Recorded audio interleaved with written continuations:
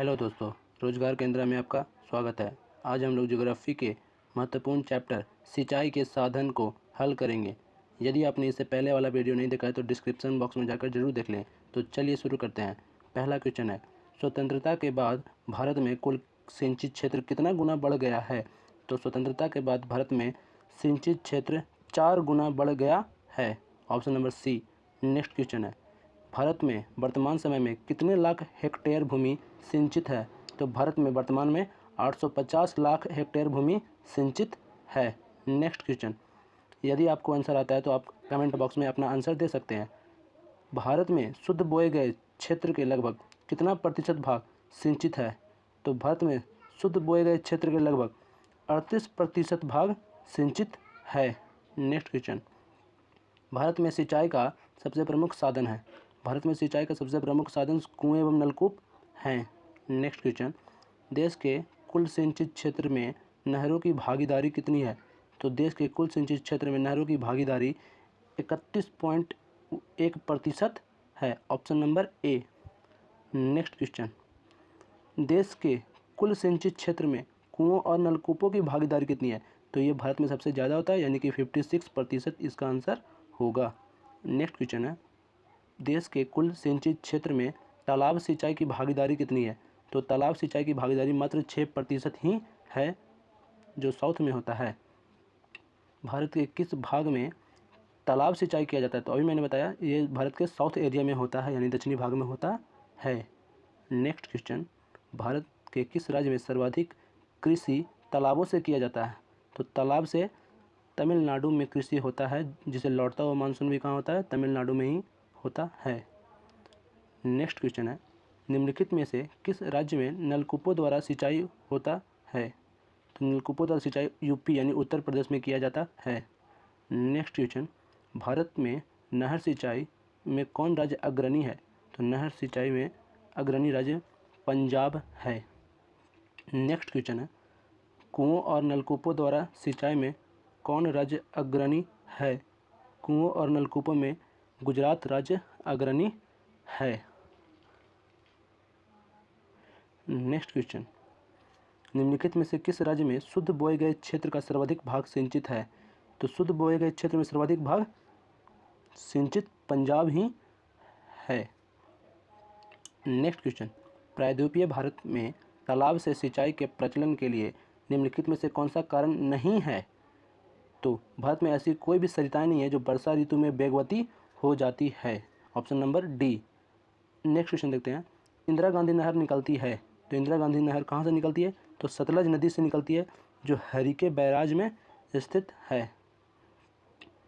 इंदिरा गांधी नहर राजस्थान नहर को किस नदी से जाकर मिलता है? तो राजस्थान में जाकर ये सतलज नदी में मिलता है, अभी मैंने बताया था।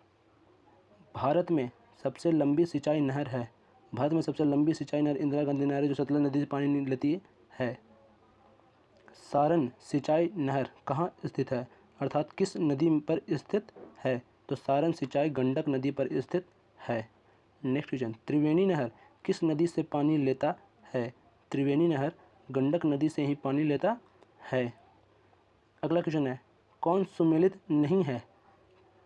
तो देखते हैं, मिदनापुर कांगवस्ती नदी सही है।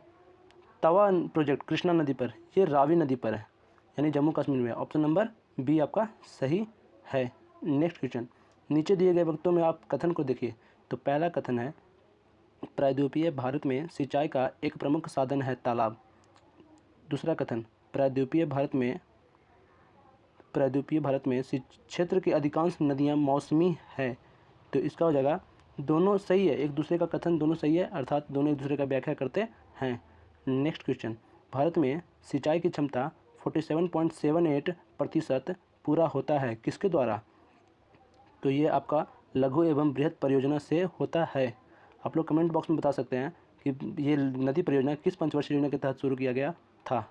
नेक्स्ट क्वेश्चन, भारत के किस क्षेत्र में अत्यधिक असिंचित खेती की जाती है? तो असिंचित खेती भारत के दक्कन वाले पठार में किया जाता है।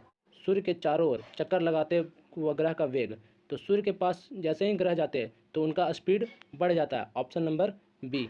नेक्स्ट क्वेश्चन है हमारे पास, अंतरिक्ष में कुल कितने तारामंडल हैं? तो अंतरिक्ष में 89 तारामंडल हैं। नेक्स्ट क्वेश्चन, निक्स ओलंपिया या कोलंबस पर्वत कहाँ स्थित है? तो यह मंगल ग्रह पर स्थित है। नेक्स्ट क्वेश्चन, पार्थिव ग्रहों की संख्या कितनी है? पार्थिव ग्रहों की संख्या 4 है। बुध, शुक्र, पृथ्वी, मंगल पार्थिव ग्रह में आते हैं। नेक्स्ट क्वेश्चन, कौन है जो पार्थिव ग्रह में नहीं आता? तो शनि पार्थिव ग्रह में नहीं आता है। नेक्स्ट क्वेश्चन, बाह्य ग्रह या बृहस्पति सदृश ग्रह की संख्या कितनी है? तो इसकी भी संख्या 4 है। कौन कौन? बृहस्पति, शनि, अरुण, वरुण। नेक्स्ट क्वेश्चन, बृहस्पति सदृश ग्रहों में सम्मिलित नहीं है। कौन नहीं है? तो मंगल ग्रह नहीं है, क्योंकि यह पार्थिव ग्रह है। नेक्स्ट क्वेश्चन, निम्नलिखित में से कौन 2 ग्रह को छोड़कर शेष सभी ग्रह सूर्य के चारों ओर वामावर्त घूमती है? तो 2 ऐसे ग्रह हैं जो पूरब से पश्चिम की ओर घूमती है, शुक्र और अरुण। नेक्स्ट क्वेश्चन, सौरमंडल का जन्मदाता किसे कहते हैं? तो सौरमंडल का जन्मदाता सूर्य को माना जाता है। नेक्स्ट क्वेश्चन, ब्रह्मांड में विस्फोटी तारा कहलाता है। ब्रह्मांड में विस्फोटी तारा अभिनव तारा कहलाता है। नेक्स्ट क्वेश्चन, वैज्ञानिक जिन्होंने सर्वप्रथम खोज की पृथ्वी सूर्य के चारों ओर घूमती है, तो कॉपरनिकस ने बताया कि पृथ्वी सूर्य के चारों ओर घूमती है। नेक्स्ट क्वेश्चन, निम्नलिखित में से कौन सा ग्रह नहीं है जिसे प्राचीनतम भारतीय ग्रह मानते थे? सूर्य एक तारा है, ना कि ग्रह है। नेक्स्ट क्वेश्चन, सूर्य का संगठन में सहायक गैस कौन कौन है? तो सूर्य का संगठन में हाइड्रोजन और हीलियम ही सहायक गैस है। नेक्स्ट क्वेश्चन, सूर्य के मध्य भाग को क्या कहा जाता है? सूर्य के मध्य भाग को प्रकाश मंडल कहा जाता है। नेक्स्ट क्वेश्चन, सूर्य के ऊपर वाले भाग को क्या कहते हैं? तो सूर्य के ऊपर वाले भाग को वर्णमंडल कहते हैं। Option number C. Next question, सूर्य सदैव पूरब में निकलता है क्योंकि सूर्य पूरब से पश्चिम की ओर नहीं घूमता है, बल्कि पश्चिम से पूरब की ओर घूमता है, क्योंकि इसी डायरेक्शन में पृथ्वी भी घूमती है। Option number A. नॉर्वे में अर्धरात्रि के समय सूर्य कब दिखाई देता है? तो नॉर्वे में अर्धरात्रि के समय 21 जून को सूर्य दिखाई देता है। नेक्स्ट क्वेश्चन, एक ग्रह की अपने कक्ष में सूर्य की अधिकतम दूरी को क्या कहते हैं? तो अधिकतम दूरी रहे तो उपसौर, और अगर न्यूनतम दूरी पूछे तो उसे अपसौर कहते हैं। सॉरी, न्यूनतम दूरी पूछे तो उपसौर और अधिकतम पूछे तो अपसौर कहते हैं।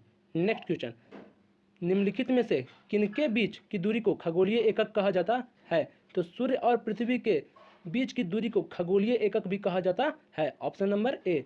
यदि इतिहास कब का वैज्ञानिक अध्ययन प्रस्तुत करता है, तो भूगोल कहाँ का वैज्ञानिक अध्ययन प्रस्तुत करता है? यह कथन किसका है? तो यह कथन कार्ल सर्वर का है।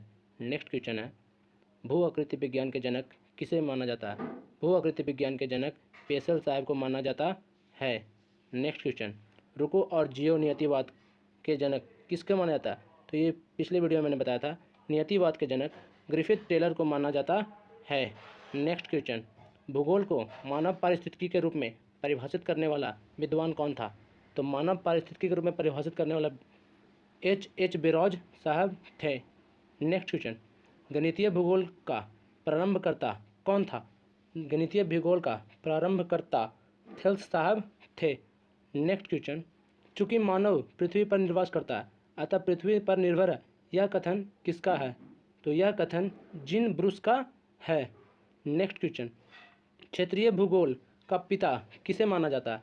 क्षेत्रीय भूगोल का पिता कार्ल रिटर को माना जाता है। नेक्स्ट क्वेश्चन, मानव भूगोल का संस्थापक किसे कहा जाता है? मानव भूगोल का संस्थापक कार्ल रिटर को ही माना जाता है। नेक्स्ट क्वेश्चन, मानव भूगोल अस्थायी पृथ्वी एवं चंचल मानव के परिवर्तनशील संबंधों का अध्ययन क्या कहलाता है? यह कथन किसका था? तो यह कथन के सेम्पुल का था। धन्यवाद।